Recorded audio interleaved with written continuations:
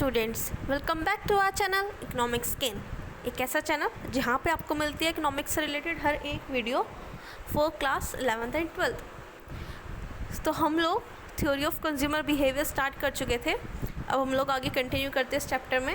अभी हमने पढ़ा था कंज्यूमर बिहेवियर क्या होता है, इसका ब्रीफ इंट्रोडक्शन हम लोगों ने समझा था। आप लोग जाके चेकआउट कर सकते हैं। तो आइए हम स्टार्ट करते हैं। तो स्टूडेंट्स, हम लोग आज देखेंगे कि यूटिलिटी क्या होती है। Okay, a consumer usually decides his demand for a commodity on the basis of the utility और satisfaction that he derives from it. अब कोई भी कंज्यूमर है, हम कंज्यूमर हैं, ओके तो हम किसी भी कमोडिटी की, किसी भी वस्तु की जो डिमांड है वो किस चीज़ पे बेसिस करेंगे कि उससे हमें कितना ज़्यादा सेटिस्फेक्शन मिलता है। अगर वो चीज़ हमें अच्छी लगेगी तभी तो हम उसकी फर्दर डिमांड करेंगे, नहीं तो नहीं करेंगे। ओके, सो अब हम पढ़ेंगे व्हाट इज़ यूटिलिटी। यूटिलिटी क्या है? सो utility of a commodity is it's want satisfying capacity. Utility क्या है? उस कमोडिटी से जितनी जो हमारी इच्छा है वो सेटिस्फाई हो रही है, वो क्या है? यूटिलिटी है। The more the need of a commodity और the stronger the desire to have it, the greater is the utility derive from the commodity. अब जितनी ज़्यादा हमें किसी कमोडिटी की क्या है ज़रूरत है, तो जितनी भी उससे क्या डिज़ायर उत्पन्न हो रही है, तो उससे अगर हमें वो चीज़ कंज्यूम कर लें तो हमारी क्या है, जो यूटिलिटी है वो पूरी हो जाती है। जैसे कि अब हमें प्यास लग रही है, ठीक है, तो प्यास में हमने सबसे पहले एक गिलास पानी पिया, तो जो उससे सेटिस्फेक्शन मिलेगा वो सबसे ज़्यादा 100% सेटिस्फेक्शन होगा। हम कह सकते हैं हमें यहाँ पे 100 यूटिलिटी मिली। ओके, उसके बाद हमने कहा चलो ठीक है एक गिलास और पी लेते हैं। इससे जो हमें सेटिस्फेक्शन मिला वो पहले वाले गिलास के मुकाबले थोड़ा कम मिला, ठीक है। उसके बाद अगर हम कहते हैं चलो एक गिलास और पी लेते हैं, तो क्या हुआ? सेटिस्फेक्शन कम हुआ, मिला, लेकिन सबसे पहले वाले गिलास के मुकाबले जो है थर्ड गिलास में क्या हुआ? सेटिस्फेक्शन कम हो गया। तो सेटिस्फेक्शन क्या होता है? धीरे धीरे धीरे धीरे कम होता जाता है जैसे जैसे हम सेम कमोडिटी की ज़्यादा से ज़्यादा यूनिट जो है कंज्यूम करते जाते हैं। Okay, so utility is subjective. Utility क्या है? सब्जेक्टिव होती है। Subjective in the sense, subjective हम कहते हैं डिफरेंट। जैसे हम लोगों के टेस्ट होते हैं, ऑब्जेक्टिव टेस्ट और subjective test.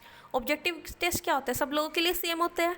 Same in the sense कि अगर सबका जो आंसर है वो सी है तो सबके लिए सी है, तो वो उसको बोलते हैं ऑब्जेक्टिव। सब्जेक्टिव क्या होता है? जो हम लोग राइट करते हैं, ठीक है। रिटर्न टेस्ट जो होते हैं हम लोगों के वो सब्जेक्टिव होते हैं, जिसमें जो सब लोग हैं अपने अपने आंसर डिफरेंट देते हैं। तो यूटिलिटी भी इस तरह से डिफरेंट है।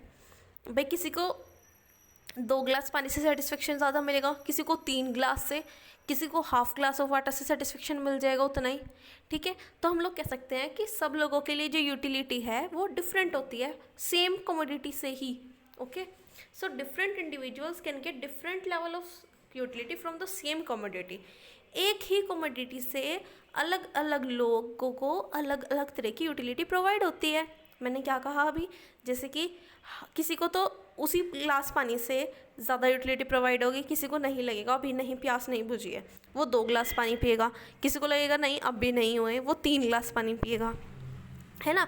तो हो सकता है किसी को हाफ ग्लास वाटर में पूरी संतुष्टि हो जाए। तो सबकी जो यूटिलिटीज़ हैं वो क्या हैं? डिफरेंट है। सबका सेटिस्फेक्शन लेवल क्या है? डिफरेंट है। इसको हम एग्जाम्पल से समझते हैं। जैसे for example someone who likes chocolate will get much higher utility from a chocolate than someone who is not so fond of chocolate. अब देखते हैं, देखो इससे हमें एक चीज़ पता चलती है। जैसे हमने एक एग्जांपल लिया, अब किसी एक को चॉकलेट खाना बहुत पसंद है और एक ऐसा बच्चा है जिसको चॉकलेट खाना नहीं पसंद है। हमने दोनों को चॉकलेट दे दी, तो चॉकलेट खाने में ज़्यादा मज़ा किसे आएगा?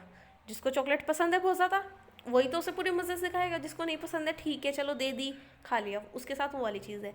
तो यूटिलिटी किसे ज़्यादा प्रोवाइड हुई? जिसको चॉकलेट का ज़्यादा शौक था, उसे नहीं। खाई दोनों ने सेम ही है, सेम चॉकलेट खाई है, सेम कंपनी की खाई है, उतनी उसने खाई है उतनी उसने खाई है, लेकिन ज़्यादा यूटिलिटी, ज़्यादा सेटिस्फेक्शन किसको प्रोवाइड हुआ? जिसको चॉकलेट का ज़्यादा शौक था।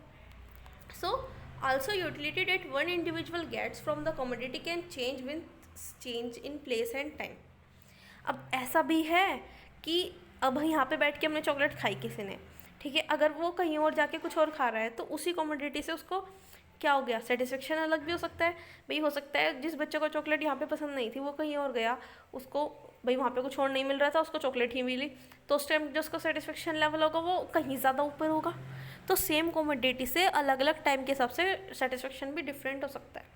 जैसे for example, utility from the use of a room heater will depend upon the whether the individual is in Ladakh or Chennai place, whether it is summer or winter time। अब देखो बहुत अच्छा example है। अब heater है, ठीक है, room heater होते हैं गर्म, तो अब अगर हम ठंड में उसको यूज़ करेंगे तो भाई वो तो बहुत अच्छा लगेगा कि भाई क्या ही मिल गया, है ना। लेकिन अगर उसको आप सेम जून के महीने में चला लो रूम हीटर को, तो ऐसा लगेगा कि बस क्या ही, है ना, सूरज की गर्मी क्या कम थी जो हमें ये भी मिल गया। तो जो रूम हीटर है उसका जो सेटिस्फेक्शन है वो जो हमें यूटिलिटी उससे विंटर में मिलेगी वो हमें समर में बिल्कुल नहीं मिल सकती। तो सेम कमोडिटी की जो यूटिलिटी है वो अलग अलग टाइम के हिसाब से, अलग अलग जगह के हिसाब से क्या हो सकती है, चेंज हो सकती है। अब चलो टाइम समर का ही है, कोई चेन्नई में रहता है और कोई लद्दाख में रहता है। चेन्नई वाले को तो नहीं मज़ा आएगा रूम हीटर में, लेकिन जो लद्दाख में आप लोग जाके यूज़ करोगे, जैसे इन्होंने कहा, या कोई भी कूल प्लेस है वहाँ पे जाकर आप लोग हिल स्टेशन पे जाके रूम हीटर का यूज़ करोगे तो वहाँ पे उससे यूटिलिटी मिलेगी, क्योंकि वहाँ पे उसकी क्या है, ज़रूरत है। तो ज़रूरत के हिसाब से ही हमारी यूटिलिटी क्या है, डिफ़ाइन होती है। ओके, अब हम लोग दो चीज़ पढ़ेंगे यहाँ पे। जो यूटिलिटी है ना वो भी दो तरह से डिवाइडेड है, कार्डिनल यूटिलिटी और ऑर्डिनल यूटिलिटी। कार्डिनल यूटिलिटी और ऑर्डिनल यूटिलिटी मतलब जिसको हम नंबर में किसी एक सीक्वेंस में हम लोग क्या कर सकते हैं, डिवाइड कर सकते हैं। ओके, हम चेक करते हैं। आई होप आप लोगों को यूटिलिटी का मतलब समझ में आया होगा। यूटिलिटी क्या होती है, एक किसी भी कमोडिटी से एक टाइम पे जो हमें यूटिलिटी सेटिस्फेक्शन मिल रहा है, हम इसको सेटिस्फेक्शन कह सकते हैं, तो वो क्या है, हमारी यूटिलिटी। ओके, तो अब हम लोग पहले जो कवर करेंगे वो करेंगे cardinal utility analysis. Okay, cardinal utility analysis में हम लोग क्या पढ़ते हैं कि ये वो एनालिसिस है जिसमें हम जो यूटिलिटी का लेवल है वो किस तरह से एक्सप्रेस करते हैं, नंबर की फॉर्म में एक्सप्रेस करते हैं। ओके, एग्जांपल से समझते हैं। हम लोग मेज़र कर सकते हैं कि जो हमें यूटिलिटी प्रोवाइड हुई है, डेराइव हुई है किसी भी शर्ट से, हम लोग कह सकते हैं कि हमें इस शर्ट से ना 50 यूनिट ऑफ यूटिलिटी मिली है।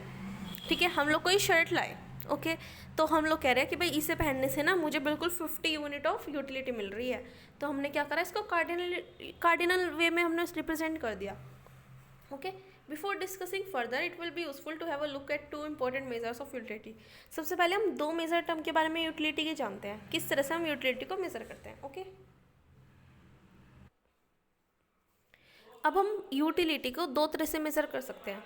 सबसे पहले हम बोलते हैं टोटल यूटिलिटी। टोटल यूटिलिटी क्या है, किसी भी एक फिक्स क्वांटिटी की कमोडिटी की फिक्स क्वांटिटी से जो हमें टोटल सेटिस्फेक्शन मिल रहा है ना, total satisfaction derive from consuming the given amount of some commodity X, more of a commodity X provides more satisfaction to the consumer.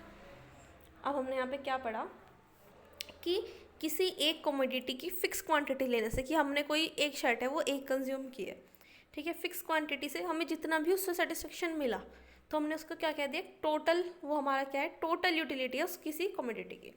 ठीक है, जितनी ज़्यादा कोई भी कंज्यूमर जो है उस कमोडिटी को कंज्यूम करता है ना, यूज़ करता है, तो उससे क्या होता है, उसका सेटिस्फेक्शन बढ़ता जाता है। ठीक है, तो total utility depends on the quantity of the commodity consume. तो हम ये कह सकते हैं जो टोटल यूटिलिटी है किसी भी कमोडिटी की, वो किस चीज़ पे डिपेंड करती है, कितनी ज़्यादा उस पर क्वान्टिटी यूज़ करी है उसने, है ना।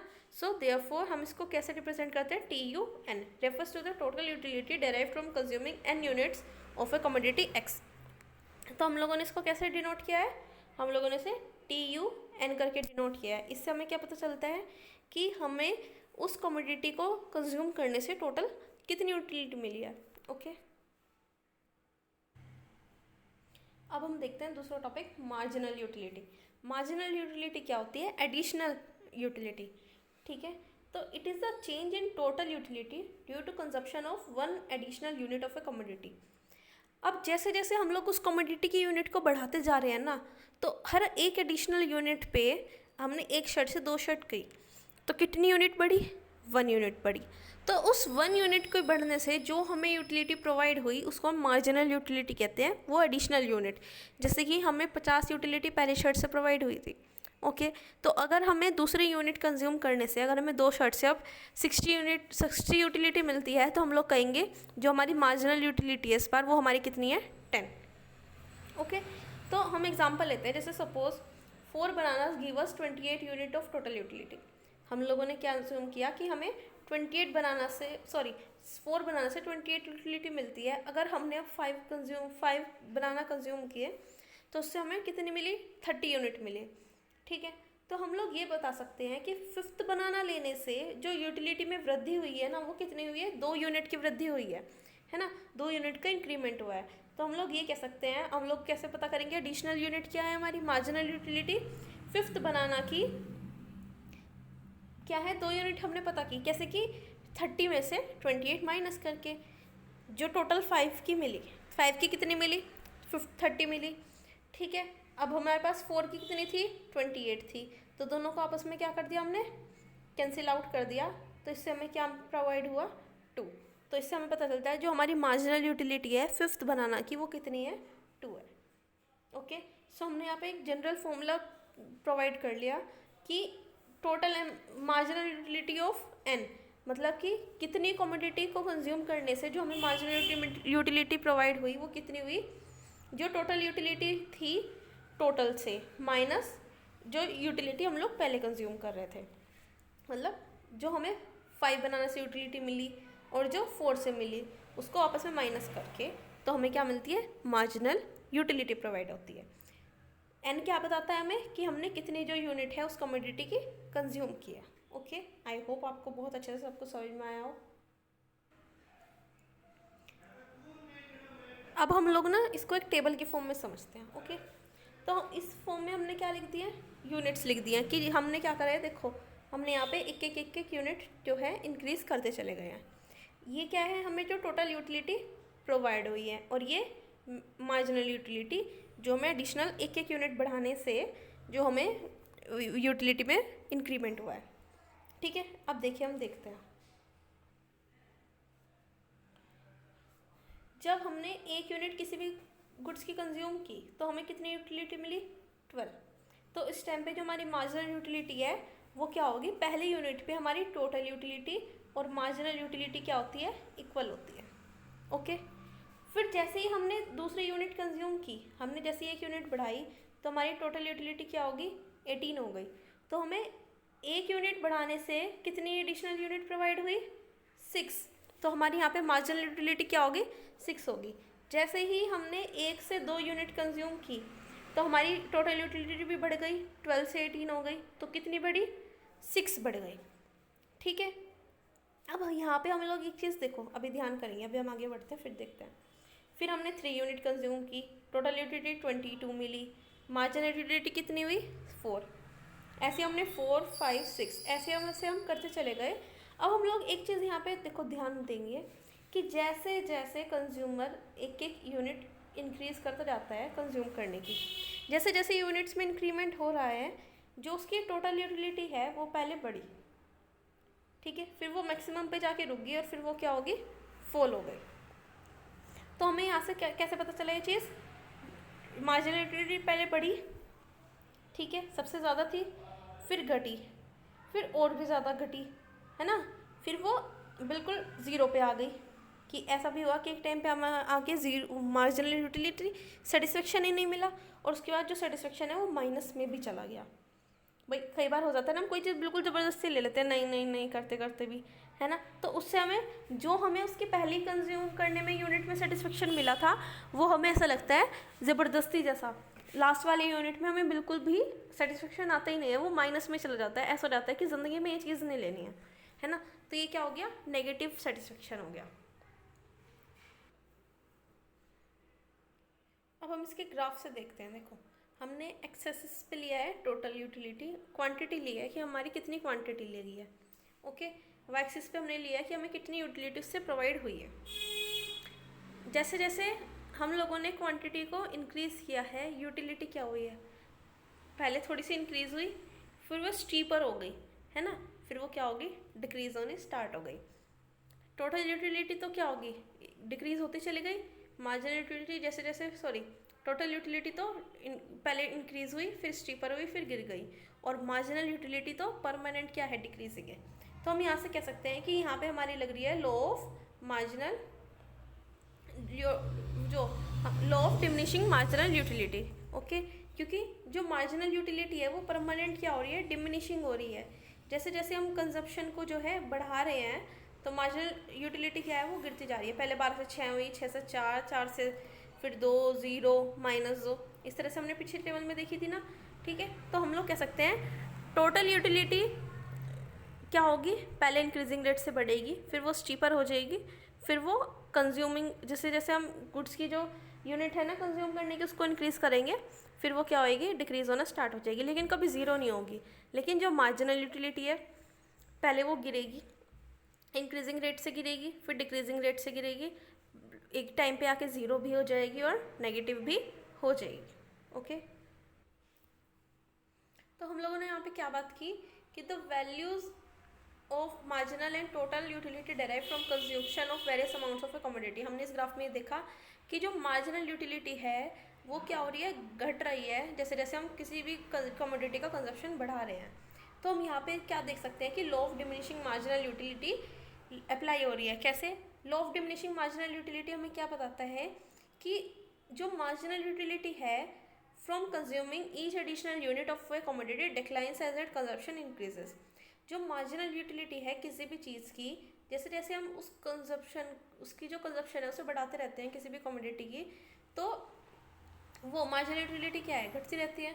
So while keeping the consumption of other commodities constant. और हम सिर्फ ये मानते हैं कि एक टाइम पे सिर्फ हम एक ही कमोडिटी के कंजप्शन को बढ़ा रहे हैं, दूसरी की सेम ही है। अगर वो पहले एक ले रहे थे तो वो एक ही है, दूसरी 2 ही है तो 2 ही है। सिर्फ एक कमोडिटी के इंक्रीज और डिक्रीज होने की हम यहाँ पे बात करते हैं। सो mu becomes 0 at a level when tu remains constant। तो जब हमारी जो टोटल यूटिलिटी है एक टाइम पे आके कांस्टेंट हो जाएगी, ठीक है, बिल्कुल मैक्सिमम पे हो जाएगी, तो हमारा मार्जिनल यूटिलिटी क्या हो जाएगी, 0, हमें कोई सेटिस्फेक्शन ही नहीं मिलेगा, और उसके बाद तो वो क्या हो जाएगी, नेगेटिव भी हो जाएगी। जैसे ही हमारी टोटल यूटिलिटी घटेगी, हमें कोई सेटिस्फेक्शन ही नहीं मिल रहा है, तो हमारी mu भी क्या हो जाएगी, नेगेटिव हो जाएगी। सो स्टूडेंट्स, आज हमने एक टॉपिक कवर किया है, cardinal utility of commodity. Okay, इसमें हमने देखा कि किसी भी यूटिलिटी को हम नंबर्स में भी डेराइव कर सकते हैं। कल को हम लोग ऑर्डिनल यूटिलिटी को पढ़ेंगे। आई होप आपको ये आज का टॉपिक समझ आया हो। अगर आप लोगों को टॉपिक समझ आया हो तो प्लीज़ वीडियो को लाइक कीजिएगा, चैनल को सब्सक्राइब कीजिएगा और बेल आइकन को प्रेस कर लीजिएगा ताकि आपको अगली वीडियो की नोटिफिकेशन मिलती रहे। थैंक यू, मिलते हैं आपसे अगली वीडियो में।